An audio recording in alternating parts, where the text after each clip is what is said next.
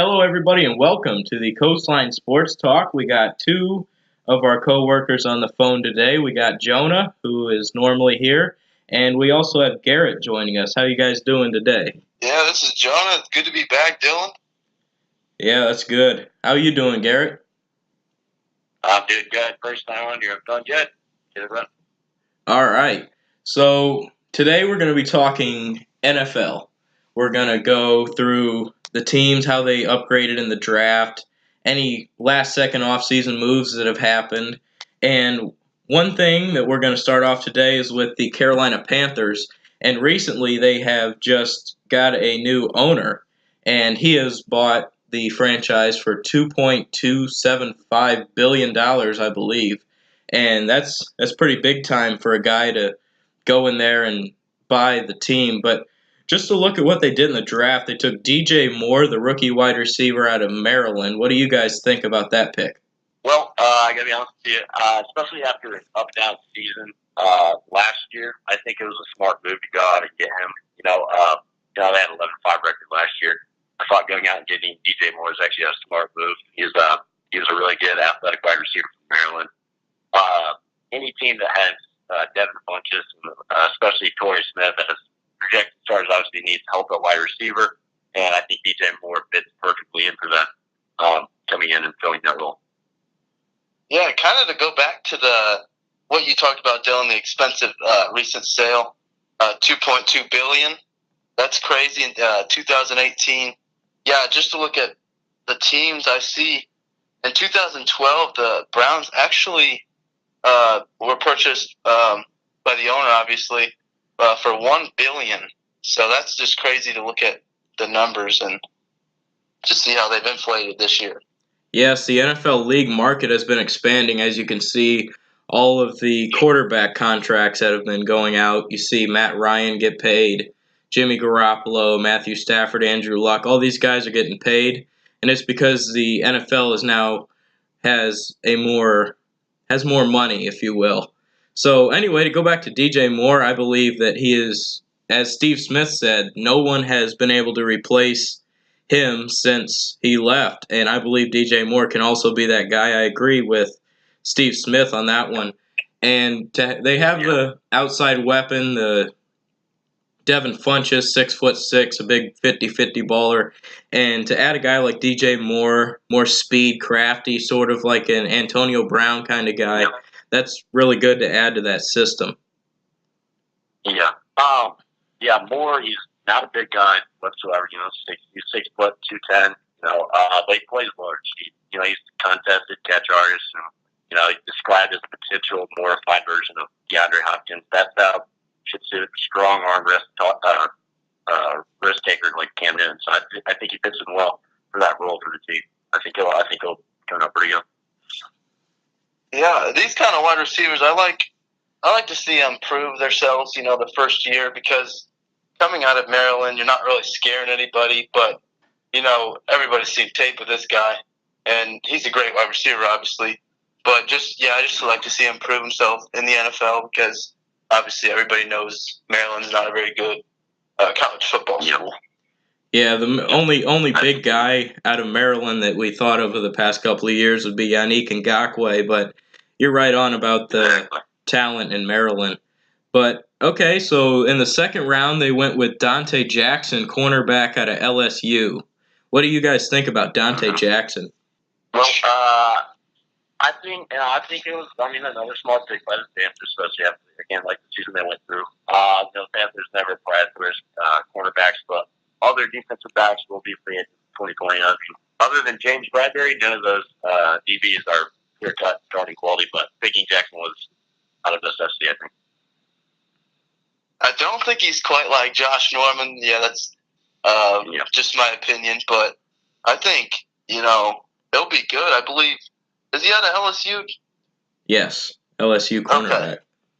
Yeah, he had a great 40-yard dash, 4.32, and on film, he looks a lot faster than you just see him in person. But I think Ron Rivera likes this, and I think the Panthers will be like a 12-4 team, maybe 11-5. Yeah. Yeah, Dante Jackson.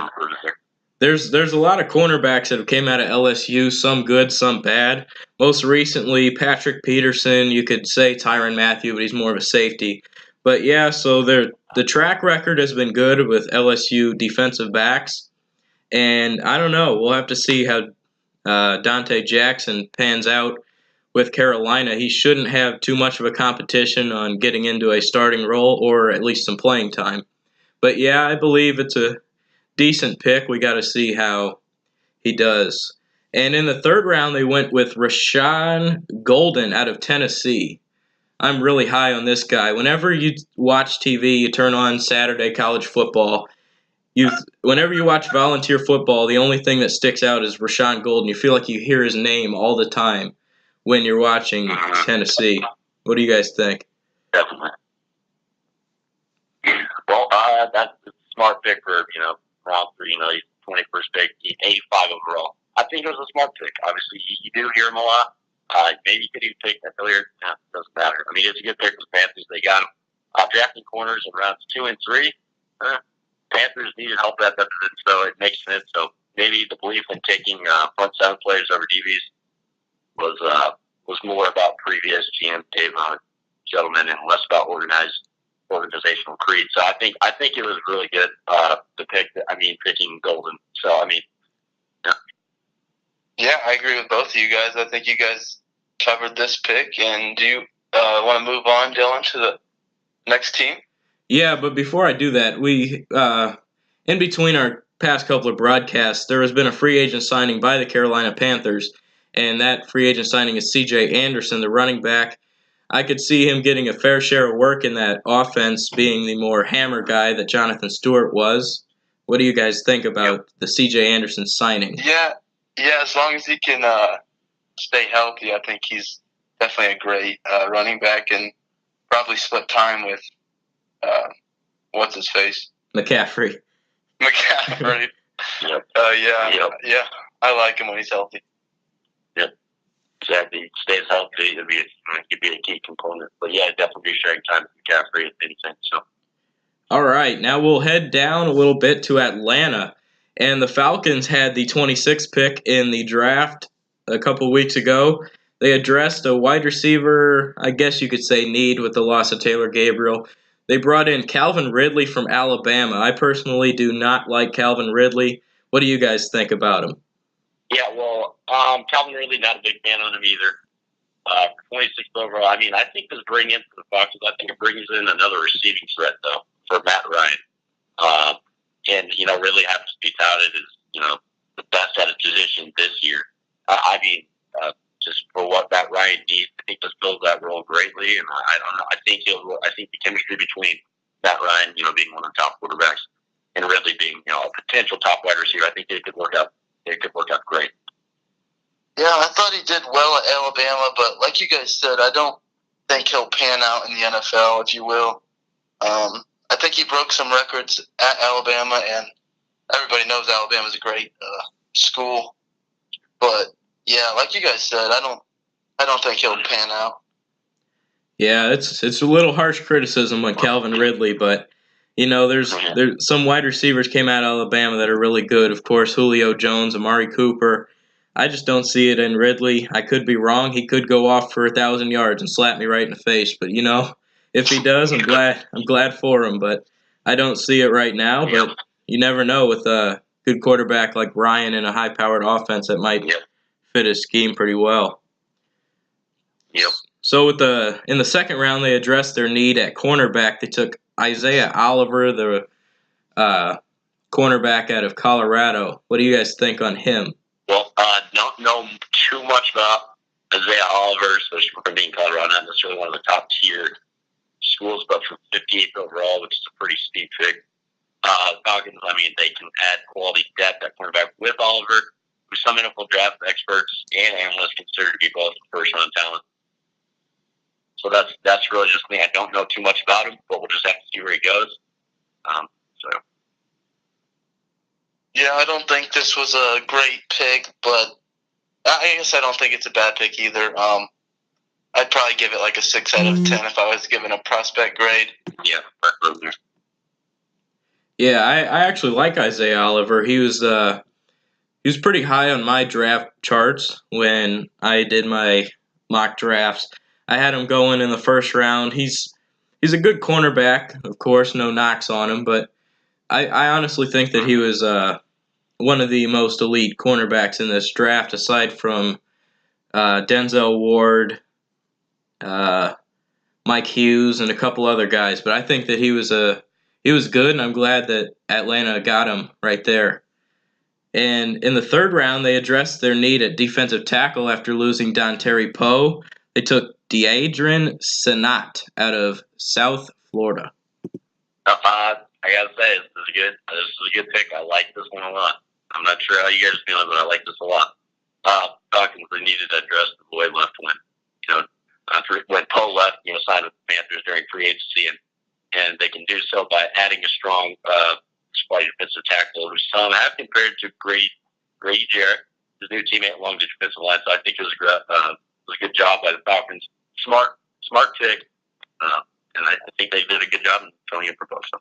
Yeah, you definitely covered that one. I would say most people don't think or don't know how quick he is while being huge.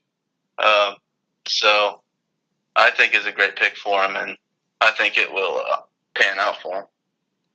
Yeah, I sort of agree with you guys. I think it's a good fit for him, but I don't know if he's the right player. But we'll see how it goes because Atlanta, you never know. They had some issues on defense last year, but losing Dontari Poe, you need to fill your needs as best as possible, and I believe they feel like they did that. All right, guys, so we'll head down to Duval County, Jacksonville, Florida. With the 29th pick, they took Taven Bryan, the defensive tackle out of Florida. When I saw them take him, I was furious. I was screaming at my TV. I was so mad that they didn't go after Will Hernandez was the guy I was hoping they would take, the guard out of UTEP. But they took Taven Bryan. They added depth to their already scary defensive front. But now that I've sat back and realized it, I think it's an okay pick because they have guys that are going to become free agents. Marcel Darius and Ngakwe in a couple years, Malik Jackson, and getting a guy like Taven Bryan, who some have compared to a young J.J. Watt. I think that is really good, but I don't see how it helps us win now. What do you guys think? Well, I think that comparison to J.J. Watt you said, I think that was really good. Now, Bryan, is the highest rated player among the four Jaguars. And that's why they took him over an offensive lineman or tight ends, which were bigger positions of need. But, it's kind of a luxury pick for a defense that already was, pretty darn good. So, but yeah, definitely the comparison back to young J.J. Watt, I think he can kind of fill a role sort of like that for the Jaguars. And I think he could pan out. Not sure, but I thought it was a pretty good pick for the Jags. Yeah, like you guys both said about J.J. Watt, I thought that was a good comparison. Actually, the Texans were. So, Dylan, you actually said that it was you guys were surprised. Jags fans were surprised. The Texans were actually surprised, believe it or not, that they drafted a guy like J.J. Watt, and you see how that happened. See how good he is now. Yeah. But yeah, I think I think he'll be good.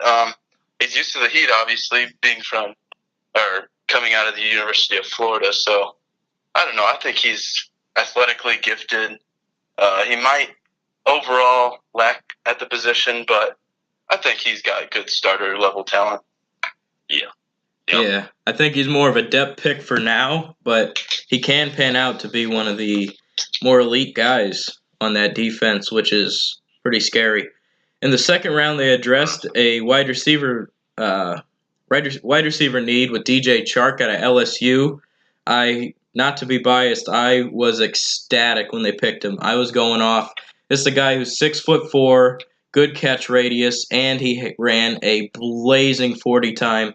Some question his hands. Yeah, go ahead on him. I think look back at the Senior Bowl and when he stood out, once he got some consistent quarterback play. I didn't have that during his 3 seasons at LSU. Did some research on that, but he still managed to catch 66 passes for for 1,351 yards, 6 touchdowns, which works out. And I don't know. I think it was a smart pick. I was also, like I said, I did a lot of research into DJ Chark, and I thought it was a good pick for him. Like, it was solid. Yeah, Chark is interesting to me because, I don't know, I think the Jags have a lot of spots filled up, and obviously we all know that they're a pretty good team, have a good defense, but on the offensive side, Chark being a wide receiver, I think he'll fit a specific role for the Jags and kind of be like a Keelan Cole, if you will. Maybe not as fast, but yeah. Yeah, the thing that I think the Jaguars wanted a bigger receiver too, who can block, but also with speed, stretch the defense, which also helps run the game. So. Yeah, there's a lot of mediocre receivers on the Jaguars.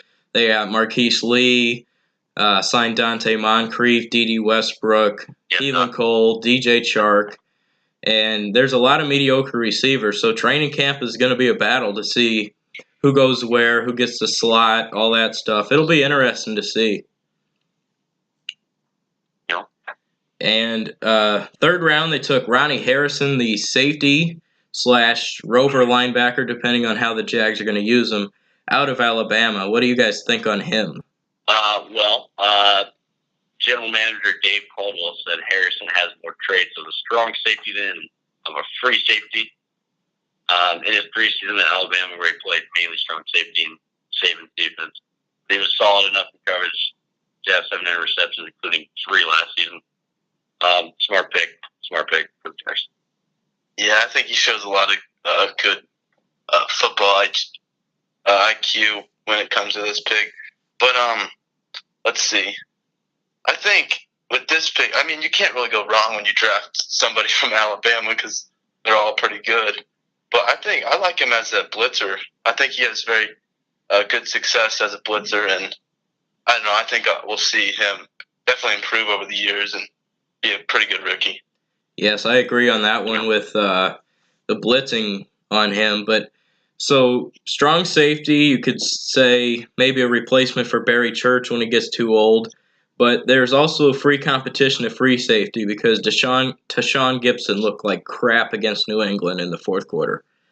And they really need to get better. So that does it for the Jags. Let's head down the coast in Florida even more to Tampa Bay. Tampa Bay, with the first pick, or not first pick, in the first round they took Vita Vea, the D tackle out of Washington. I was very ticked off about this pick. I thought they could have went Derwin James. What do you guys think? Yeah, I agree with you. Definitely ticked off about this pick. Not very happy. But, hey, they made the pick. It is what it is. Hopefully it turns out.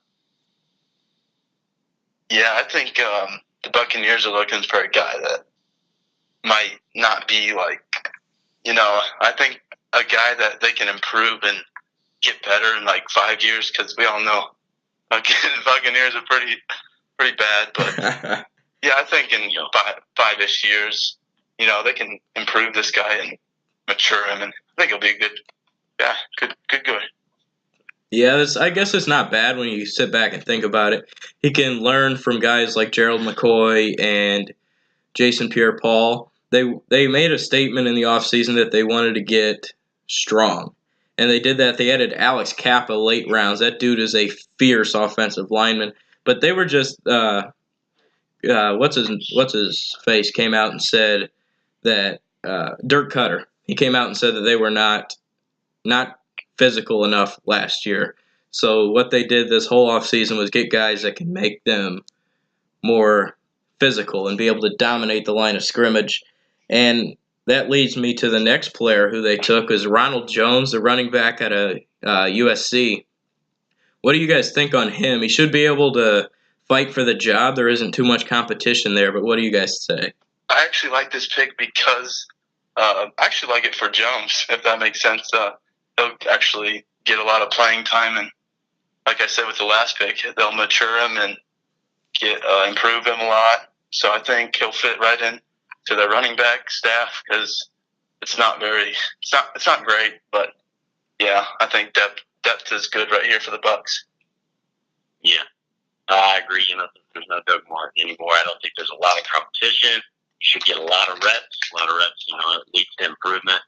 If he's salty right off the bat, and like I said, more reps, better you get. And I think that's just smart pick. Yeah, there like you guys said, there is opportunity for him.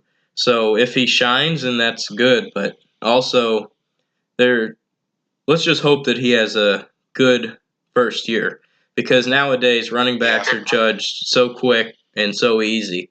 Like I heard after Melvin Gordon's first year, the Chargers were thinking about addressing the running back position, which is nonsense because you got to let the guy mature a little bit, give him 2-3 years, and hopefully Ronald Jones can be that guy. With Deshaun Jackson still there stretching the field, they shouldn't crowd the box because Winston will still hurt him. So I think that'll fit pretty well for him. We'll just see how he pans out.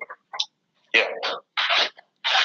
Later in the second round, they had 2 more picks. They took the 2 cornerbacks, M.J. Stewart and Carlton Davis. What do you guys think? 2 corners in a position where they were at need. Yeah, you said it. Position that they're in need.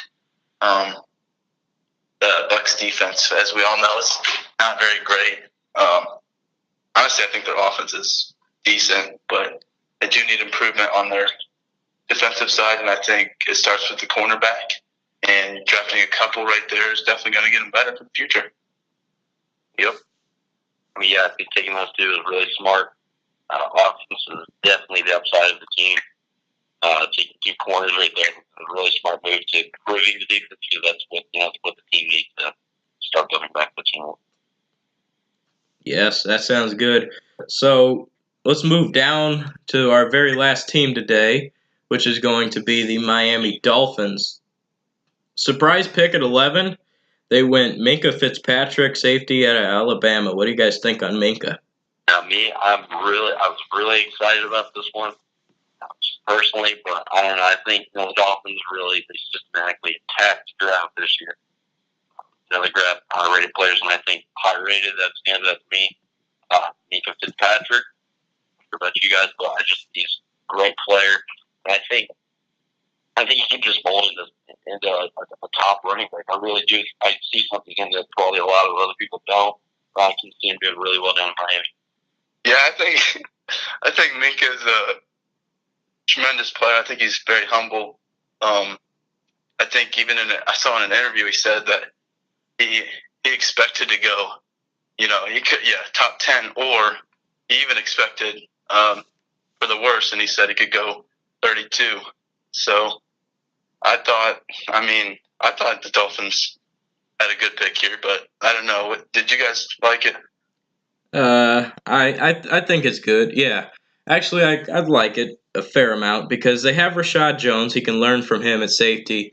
He's open to playing corner, and he can also play free, or he can swing over and play strong safety. But depending on where the Dolphins have needs or injury and stuff, his versatility can really help a young defense like Miami. What do you think? Yeah, the Dolphins defense.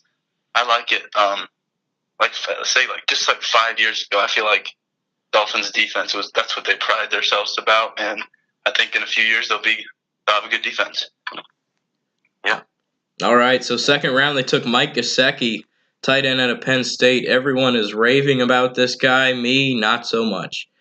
I see a receiver that doesn't know how to block anybody, and I just don't see it out of him. You guys can strongly disagree with me on this one because I know some of you guys are high on him, but I honestly don't see it out of the guy. For one, I love this guy, especially for Penn State after the season they had. I was a great pick. I was really excited. Along with me, I was really excited for this pick because such a big guy like him after the season that he and Penn State had. I thought it was a really good pick. Yeah, I don't mind this pick either. Sorry to disagree with you, Dylan, but I think the Dolphins, what they need is what they're going to get, and you saw it. They got it. Yeah, tight end is a need on that team, and I guess they addressed it best by Mike Gesicki. I really don't like this pick, but because Big Ten talent isn't really isn't really something you look for. Well, aside from Ohio State and Michigan, I guess that statement was pretty dumb. But yeah, I don't see it. Big Ten tight end. Yeah, he holds the record for receptions, all that stuff. But yeah, you saw that, right? yeah, He kind of took a Penn State team that was not great. I mean, it was really him and Barkley, if you will, and he took them to a pretty good season. yeah, I guess you're right on that one, but I just don't see it out of him. All right, third round, they took Jerome Baker, outside linebacker out of Ohio State. I love this pick. When the Dolphins drafted him, I had no clue who the heck Jerome Baker was, but I did my research, of course, because I'm a nosy sports guy, and I decided to dive in and look at him, and he is extremely fast. He's extremely athletic, and he is big. He's a freakish athlete, and he played his best games in big games. And that's what you like to see out of a guy entering the NFL. Every game's going to be big. And I believe he had 13 tackles against, was it Penn State or Michigan? One of those teams in the Big Ten. He had 13, 16 tackles against one or both of those teams. Yeah, I believe he's a good pick. He'll stop the run in that division with Ronald Jones and McCaffrey. Okay, Jerome Baker, yeah. He's extremely strong, and he'll be able to stop guys in that division like whoever the Patriots are running out there every week, and LaShawn McCoy, and also Isaiah Crowell in New York. So, yeah, I think he's a good pick. What do you guys think about Jerome Baker? I agree. I mean, big, quick. What else could Miami ask for? Definitely be able to stop what they have going into the division. I thought it was a really good pick. In my opinion, I agree totally with you, Dylan. Really good pick and picking somebody just like that. Yeah, you gotta stop letting me say this, but another football school, Ohio State. I just love it. He's from Cleveland, Ohio, so kind of a hometown in Ohio State. But back to the Dolphins pick in Jerome Baker. I feel like since Ohio State has a lot of cold games, if you will, just moving down in the heat, I feel like just moving from the cold to the warm is just awesome feeling. Yeah, so cold weather, that's definitely something to think about. You might think, yeah, cold weather, blah, blah, blah, but hamstrings might tighten up in the warmer heat. Guys, it's a culture switch, so you never know about guys like that have played in the cold and go on down to the hottest part of the country. So that'll wrap it up for today. Garrett, Jonah, thank you guys for joining us, and I hope to do some podcasts with you guys again later in the future. All right. Thank you, Dylan. Thanks for having me. Yeah, Thanks, no problem. All right. I hope you guys have a good day, and I hope you enjoyed the podcast. Please leave your comments below and tell us what you'd like us to talk about next, and we will certainly recognize that. Thank you guys. Have a good day.